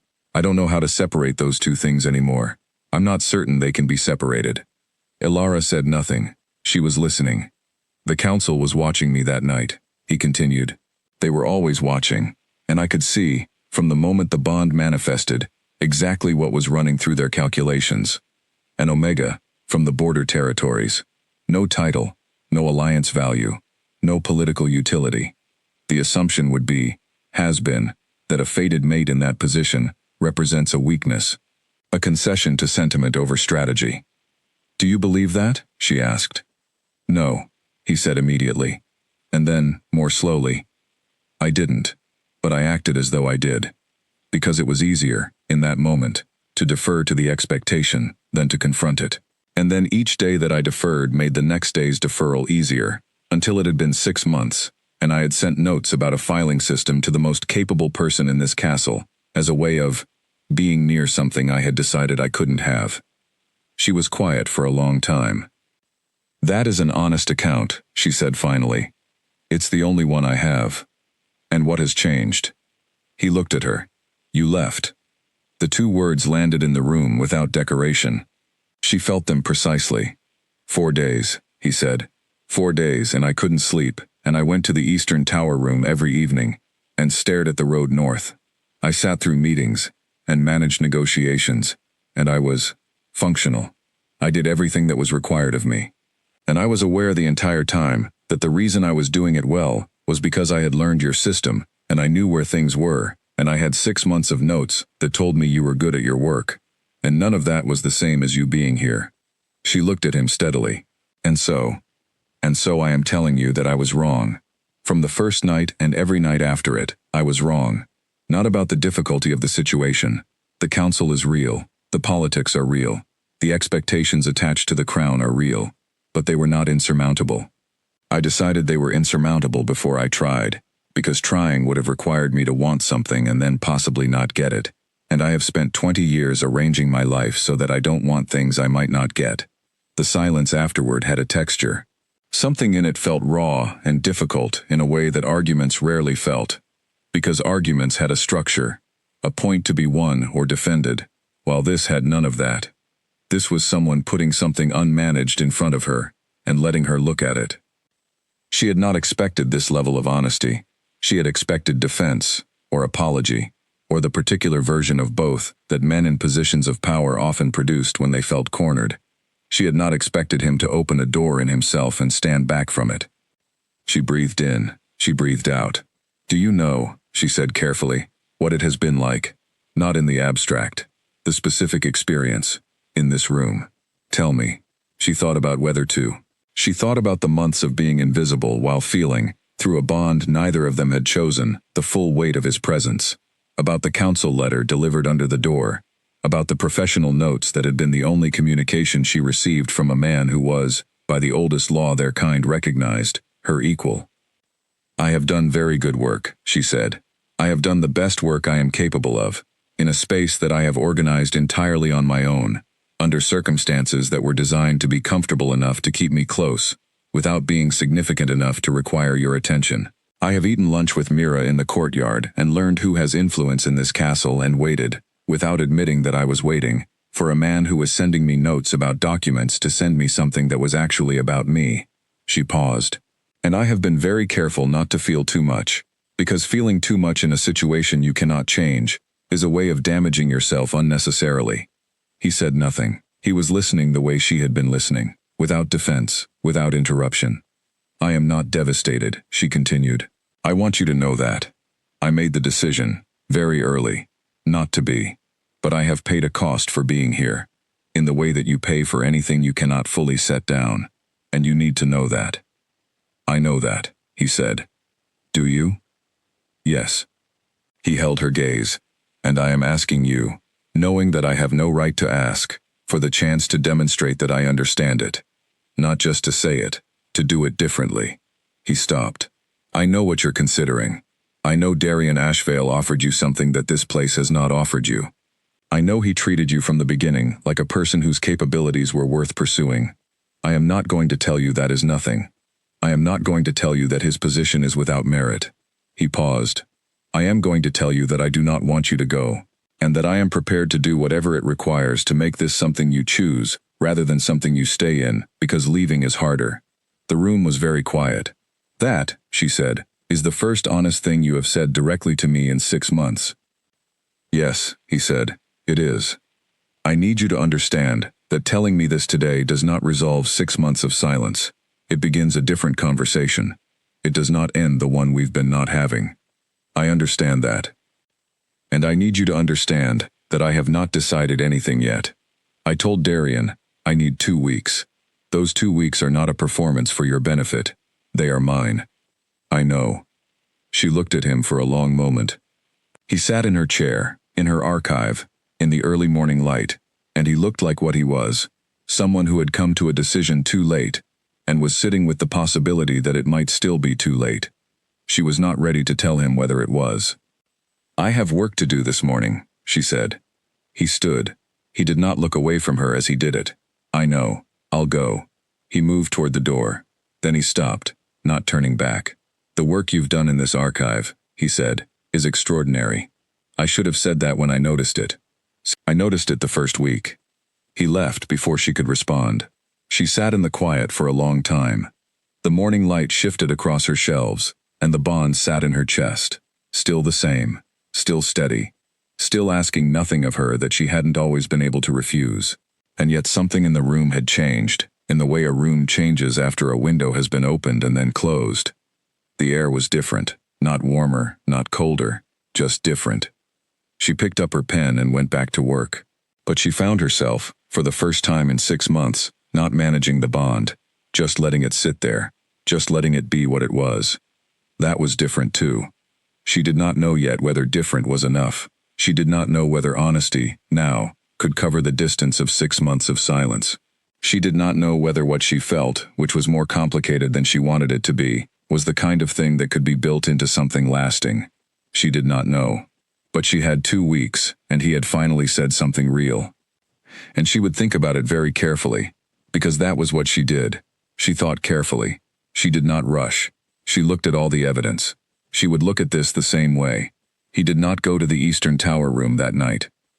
He went instead to the war room, where the territorial maps covered one full wall, and the long table in the center held the current state of every active negotiation the ironclad kingdom was managing. He stood at the table alone in the lamplight for a long time, not looking at the maps, staring at the surface of the table. He thought about what she had said, all of it, the careful, unflinching account of what the past 6 months had been from where she was standing, the cost she had described, paid quietly, without complaint, without demanding acknowledgement of something he had never offered to acknowledge. He thought about the phrase she had used, arranged to be comfortable enough to keep her close, without being significant enough to require your attention. He had not been able to argue with it. It was precisely what had been arranged, and the fact that he had not arranged it consciously in those words did not absolve him of the outcome. He had spent 20 years learning how to be a king. The lessons had been thorough and they had worked, which was part of the problem. He knew how to hold a room without raising his voice. He knew how to read a negotiation 6 moves ahead of the other party. He knew how to absorb bad news without letting it reach his face, how to manage the pressure of decisions that would affect thousands of people, how to keep moving when the cost of stopping would be too high. He had built himself, deliberately and thoroughly, into someone who could carry all of that. The part of himself that was capable of needing something, of wanting something specifically, and admitting it. That part had been managed so long, and so well, that he had genuinely not noticed when it had stopped being management and started being absence. He had felt the bond the night of the ceremony like a hammer strike, and in the same moment, something in him had shut a door. He understood why. He had even understood it at the time, in the way that you understand you are doing something you will regret while you are doing it, and do it anyway, because the alternative requires more from you than you are ready to give. He had looked at Ilara Voss across the crowded hall, a woman he did not know, whose existence had just been written into his at a fundamental level by something older than either of them, and he had felt, underneath the recognition, a particular kind of fear. Not fear of her. Fear of what it would mean to want something he might lose. He was not a man who often admitted fear, even to himself. He was admitting it now, in the empty war room, because she had sat across from him in the archive and told him the truth without flinching, and the least he could do was match it in his own mind. He had been afraid. He had managed the fear by managing the situation. He had done it very efficiently and very badly, both at once. He went to the window and looked at the dark grounds below. The castle was quiet. A single guard moved along the eastern wall, lamp in hand. Stars were out in the clear black above the mountains. He thought about what she had said about Darien Ashvale, not in those exact words, but in the implication, underneath her careful account of the past months. Someone had written to her with respect. Someone had met her at his own gate, taken her to his library first because she had said she wanted to see it, listened to her professional opinions with the genuine attention of a man who intended to use the information. Someone had offered her something concrete and real, and had let her make up her own mind about it. Cade did not resent Darien Ashvale for this. He was a fair enough man to understand that resentment would be misplaced. What Darien had done was the correct thing to do when you wanted to offer someone an opportunity. You asked, you showed, you listened, and you waited for the answer. That was not manipulation. That was decency. He, by contrast, had responded to the most important event in his personal history by doing nothing, and had then spent 6 months writing notes about a filing system. He turned away from the window and made a decision. He was going to the council in the morning. Not to manage the situation, not to get ahead of the gossip or redirect the political optics. He was going to the council to say something he should have said months ago, and he was going to say it out loud and in full, and without the careful hedging that he normally applied to everything personal. He was going to tell them that Ilara Voss was his fated mate, that he had failed to acknowledge her as was her right and his obligation, that he intended to correct this, and that any person in that room who had an opinion about whether she was an appropriate choice by bloodline or rank or territory of origin was welcome to share that opinion, and welcome to understand that it would not change the outcome. He prepared what he was going to say with the same thoroughness he brought to any important address. He thought through the arguments they would make, and the responses those arguments deserved. He thought about Councillor Vane, who had already said the hard thing in the previous meeting, and who he suspected would be an ally if he gave her the opening. He thought about the 3 who would resist, and what their real concerns were. Not status or tradition, not at the core, but stability. They were worried about the pack's stability. He could address that directly. He did not sleep, but he was not restless. He was, for the first time in a long time, certain about what he was going to do. The morning council meeting was scheduled for 9. He called an additional session at 8 and had Owen summon the full council. When they assembled, some of them still finishing their morning drinks, all of them with the alert expression of people who know an unscheduled session means something significant, he stood at the head of the table and said what he had prepared. He said it plainly. He told them when he had known and what he had done with that knowledge and why he had done it, with more personal honesty than he had ever offered this council or any council in 20 years. He said it was a failure. He said he was correcting it. He outlined what the correction would look like: a formal public ceremony of acknowledgement before the full court and the assembled packs, a seat on the outer council for Ilara Voss, contingent on her acceptance, and a formal approach to whatever matter currently stood between the ironclad kingdom and the Silver Court's interest in her, which he intended to address directly and honestly, rather than politically. The room was very quiet after he finished. Councillor Vane spoke first. "I would like to note," she said, in her measured, deliberate way, "that this council has previously raised these issues in less direct terms and received no response. I am glad of the directness now. I support this course of action." One of the senior members, the oldest of the three who had pushed back hardest in the previous meeting, cleared his throat. "The concern about pack stability," he said. "The bond that is not completed." "I know," Cade said. "That is why the acknowledgement is the first step. A public ceremony will raise expectations of a formal bonding." "Yes," Cade said. "I am aware. I am also aware that expectations require the consent of both parties, which is something I have not yet secured, and which I am not prepared to assume." He looked at the man steadily. "I am not here to manage a situation. I am here to do what is right. Those are different things, and I intend to do the second one for the first time." Owen, who had said nothing during the meeting, made a sound that was very small and carefully neutral, and which Cade recognized as something close to approval. The meeting lasted 40 minutes.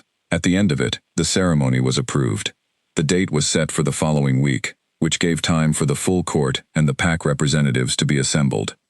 Cade left the council chamber and walked directly to the archive. Ilara was there, as she always was at that hour. She looked up when he came in, and her expression was the same careful neutral she had perfected in the months of being invisible. He had once found that expression convenient. He found it unbearable now. "I spoke to the council this morning," he said. She was quiet. "There will be a formal ceremony of acknowledgement, full court, pack representatives, public declaration, in 1 week." He stopped. "That is not a condition I'm placing on you. It's not an attempt to make a decision for you. It's what I should have done 9 months ago, and I am doing it now because it is right regardless of what you decide, and because you deserve to have it said publicly, regardless of what comes after." He held her gaze. "I am not assuming. I am asking." She looked at him for a long time. He did not look away. "You went to the council," she said. "Yes. Before I gave you an answer." "Yes, because my answer doesn't depend on yours. I should have acknowledged you from the first night. Everything that follows is yours to decide." She was very still. "I'm not ready to give you an answer today," she said. "I know. I still need my 2 weeks." "I know." He moved to leave. Then, "I know it may not be enough. I know that something said in the 9th month is different from something said in the 1st, but I am saying it now, and I will say it publicly. And after that, whatever you choose, I will respect." He left. She sat in the archive alone, with the morning light on her shelves, and the bond steady in her chest, and the knowledge that a king had gone to his council before she had given him anything to go to them with. She pressed her hand flat to the desk surface. She breathed. She had 2 weeks. She intended to use every day of them. Darien. Ashvale arrived at the ironclad border on a clear morning, 11 days after Cade had spoken to the council. He came with a small group, 4 riders, no formal delegation markers, no ceremony. He sent a message ahead through the castle's gate system, identifying himself, and requesting a brief meeting with Ilara, not with the king, not with the council.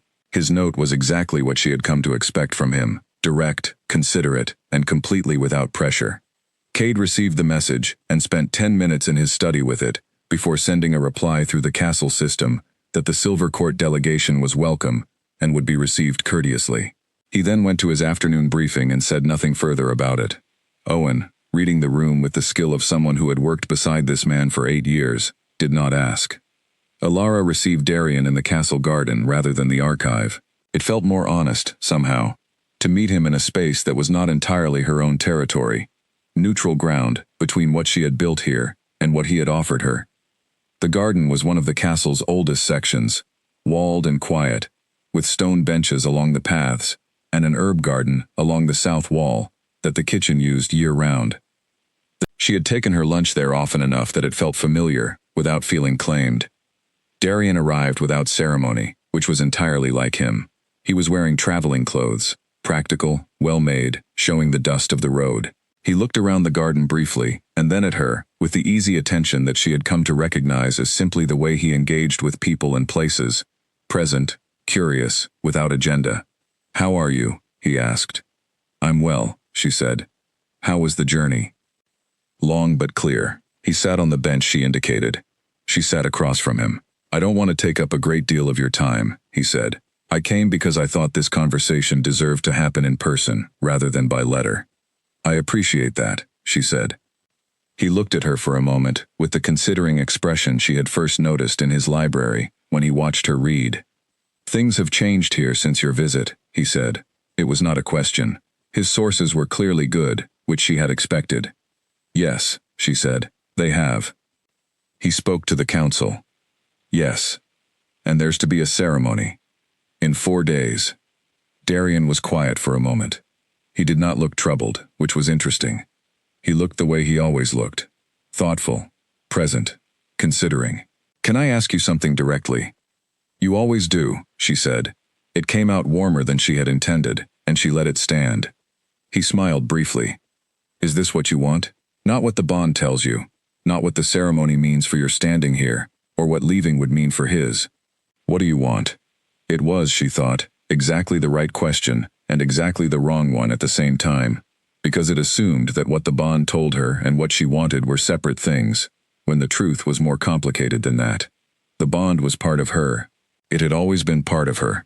She had spent months managing it, as though it were a foreign influence, something imposed from outside, when in fact it was woven into the way she understood herself.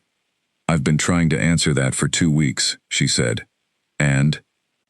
She looked at the herb garden along the south wall. The sage was leggy in the autumn, silvery gray, and spreading.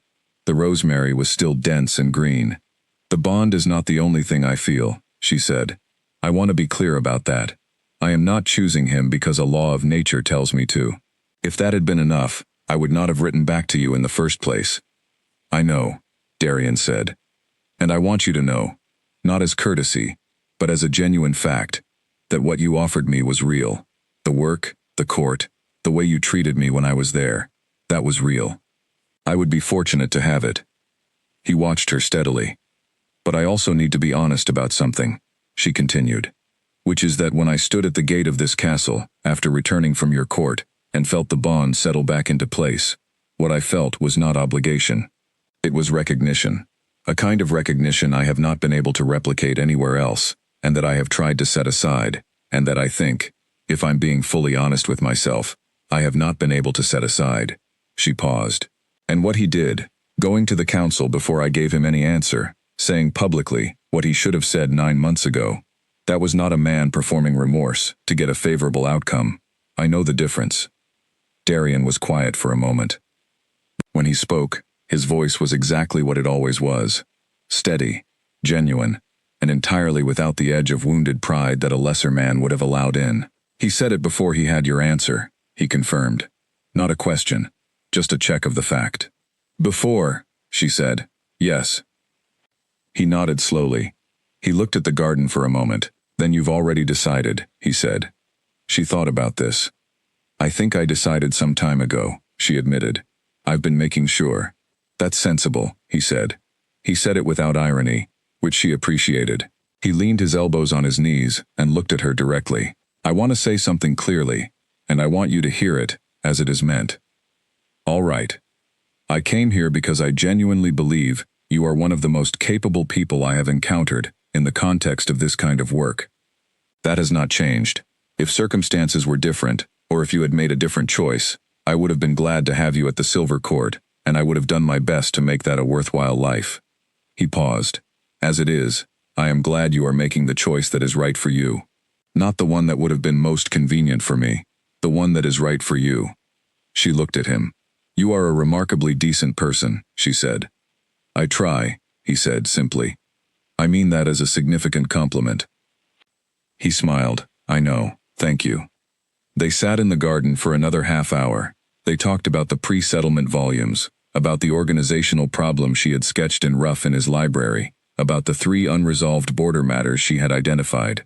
He asked genuine questions and she gave genuine answers, and by the time they rose to walk back toward the main building, she was aware that whatever came next, she had not lost this: the professional regard, the frank interest in her work, the possibility of future correspondence when the Silver Court needed specific expertise she had.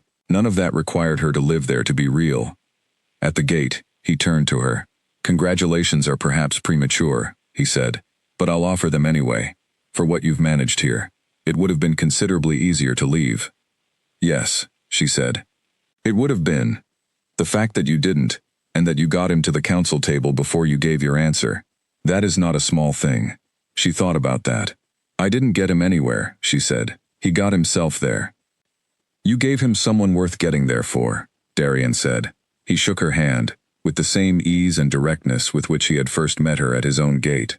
Then he walked back to his riders and mounted, and rode north without looking back, which was, she thought, entirely characteristic. She stood at the gate for a moment after the dust of the road had settled. Then she went back inside.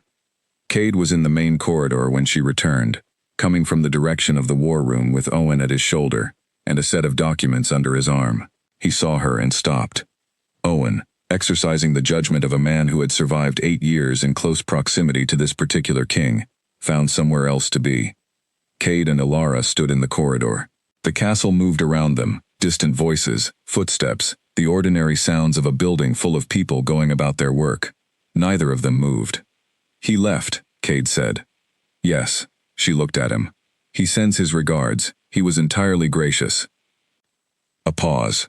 Something passed through Cade's expression that was brief and unmanaged and entirely sincere. "He deserves better from me than the resentment I was managing not to feel." "He does," she agreed. "He is a good man." "I know." He was quiet for a moment. "Are you?" He stopped. "I'm going to give you my answer in 4 days," she said, "at the ceremony. Publicly." He looked at her. "I'll be there." "I know," she said. "That's the point." She moved past him toward the archive. She was aware as she went of the bond humming steadily between them, the same as it had always been, warm and certain and asking nothing. Only now she was not managing it. She was just letting it be there. She had almost forgotten how much lighter that felt. She went back to her desk. She had 3 days of work to do before the ceremony.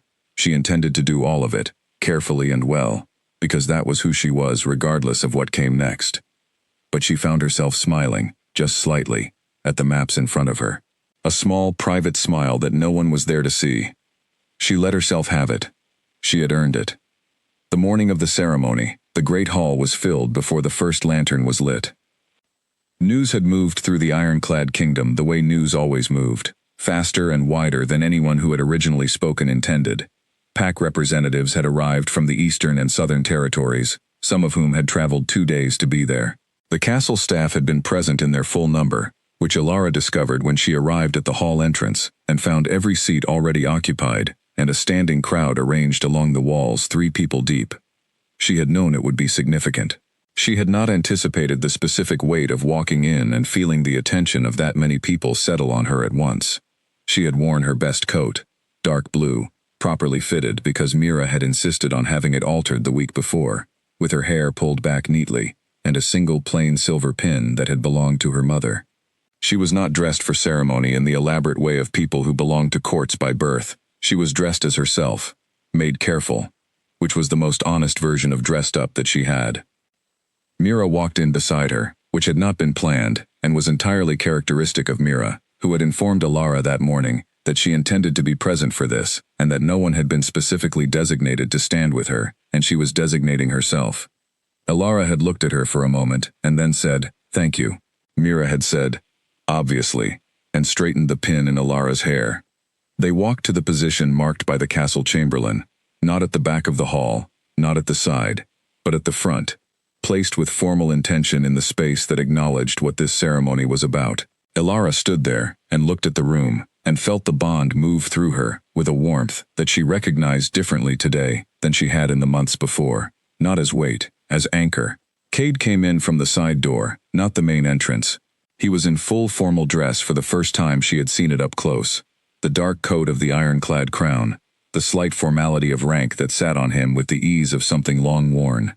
He looked exactly like what he was, but he was looking at her when he came through the door, not at the room, and he kept looking at her as he took his position at the front. The chamberlain called the hall to order. Cade spoke. He had a good voice for a hall this size, clear without needing to project, the way of someone who had learned to speak so that people listened rather than struggling to hear. He spoke without notes. Ilara had not known whether he would use notes. She was glad he didn't. He said that he stood before the full court and the assembled Pax to make a declaration that was long overdue. He said the name, Ilara Voss. He said what she was to him, his fated mate, acknowledged by the blood moon ceremony 9 months past, and he said it in the formal language of the Pact Declaration, which carried the weight of law and tradition, and could not be unmade by council vote or political revision. He said that he had failed to make this declaration when it should have been made, and that the failure was his alone and reflected no diminishment of the bond or the person it had identified.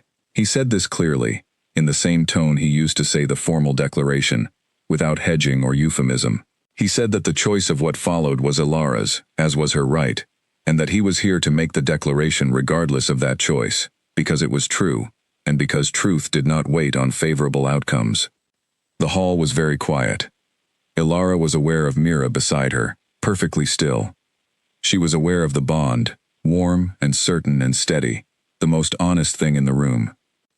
She was aware of the faces turned toward her, PAC representatives she did not know, castle staff she did, senior council members including Petra Vane, who was watching with an expression of careful and complete attention, and the older council members, some of whom looked relieved, and some of whom looked uncertain, and all of whom were clearly waiting to see what came next.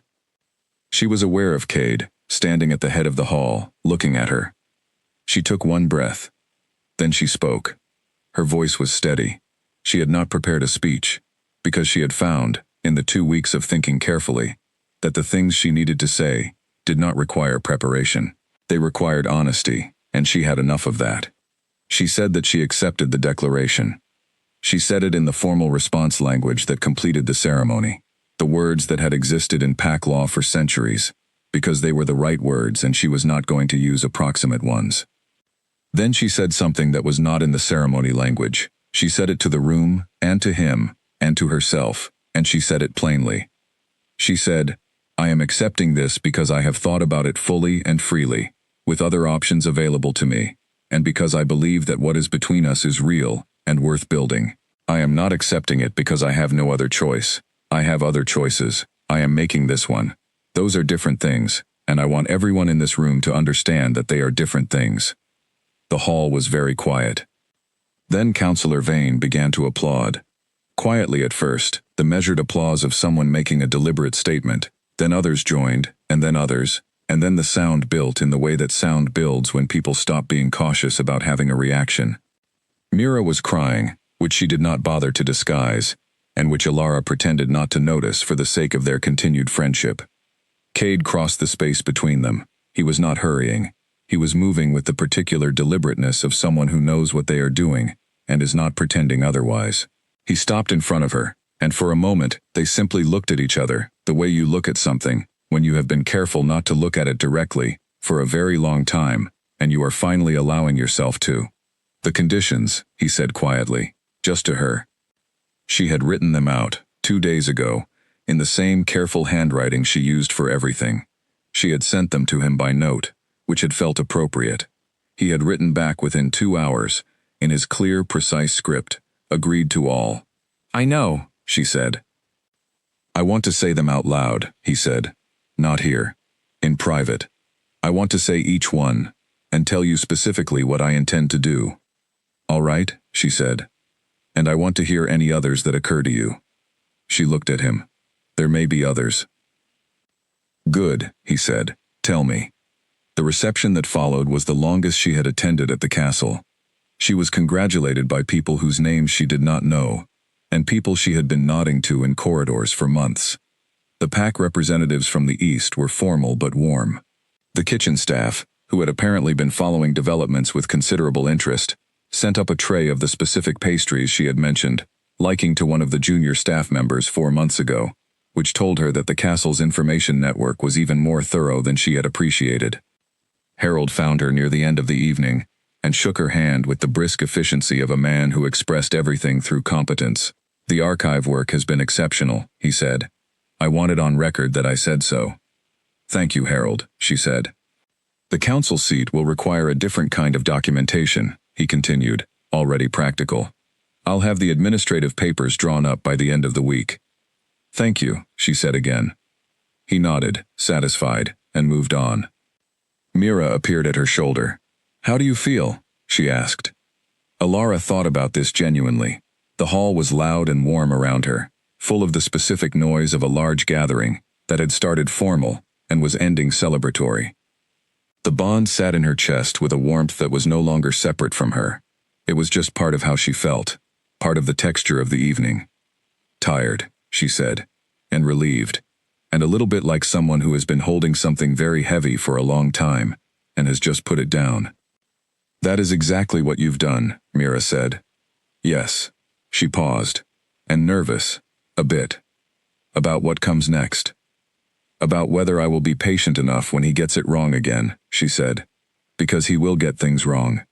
That is simply a fact about people. Mira looked at her for a moment. And will you be? I think so, Alara said. He was honest with me when it cost him something to be honest. That counts for a great deal with me. It should, Mira said.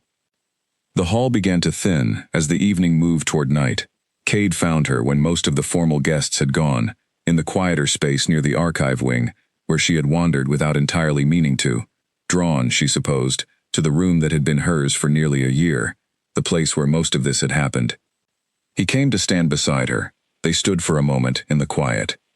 The archive needs to stay yours, he said. Whatever the council seat requires, the archive is yours. She looked at him. I know. I just wanted to say it. She turned to look at the door of the archive, the old wood, the iron handle she had worn smooth with 9 months of use. She thought about the morning she had arrived here with a borrowed coat and a practical mind and very little else. She thought about the shelves she had organized and the maps she had updated and the letter that had arrived in a silver-sealed envelope and the road north and the birch trees in a different valley and a king who had met her at his own gate. She thought about standing in this hall 9 months ago and feeling the bonds snap into place like a key in a lock and watching Cade Blackthorne look at her and look away. She thought about the version of herself who had decided, in a small room in the early hours, not to be destroyed by that, who had gone to work the next morning. She was glad she had done that. She was glad she had gone to work. She was glad she had written back to Darien and visited the Silver Court and come back and sat across the desk from a king in the early morning and told him the truth. She was glad she had given herself 2 weeks and used them. She was glad she was standing here. We have a great deal of work ahead, she said. Yes, he agreed. Some of it will be difficult. I expect so. I do not plan to make myself easier to manage than I am, she said. Something shifted in his expression, brief and real and close to warmth. I know, he said. I'm counting on it. She looked at the archive door one more time. Then she turned and looked at him, the man she had been carefully not looking at directly for 9 months, the man who had finally said the real thing after too long, and then done the harder thing without being asked. She said, All right, let's begin. And they did. 4 days after the ceremony, a package arrived from the Silver Court. It was addressed to Alara, in Darien's handwriting, and it contained 6 of the pre-settlement volumes from his library, carefully wrapped, with a note tucked inside the first one.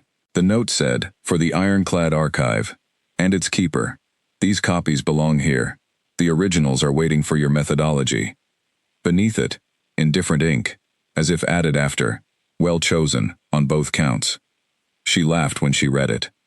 It came out freely, without the careful management she had applied to most things in recent months. It was the laugh of someone who had made the right choices and knew it, and who was surrounded by people, for the first time in a very long time, who recognized that she was exactly the right person to be making them. She put Darian's note in the front of the first volume, filed them on the shelf where they belonged, and updated her index to include them. Then she went to her first council meeting, sat down at the table where no Omega from the border territories had ever sat before, and got to work. She was, by any measure, exactly where she was supposed to be. And she had chosen to be there. That was the thing she would not forget. Not the bond, not the ceremony, not the public declaration in a crowded hall. The choice, made freely, with other paths available, on the basis of evidence and thought and the particular kind of honest courage that nobody ever sees, until it's already been practiced. She had done the hard part alone, in a quiet room with her maps and her careful handwriting. The rest was just what came after. And it was, she thought, looking around the council table at faces that were learning to take her seriously, with the bond warm in her chest, and 9 months of good work behind her. It was going to be enough. More than enough. It was going to be remarkable.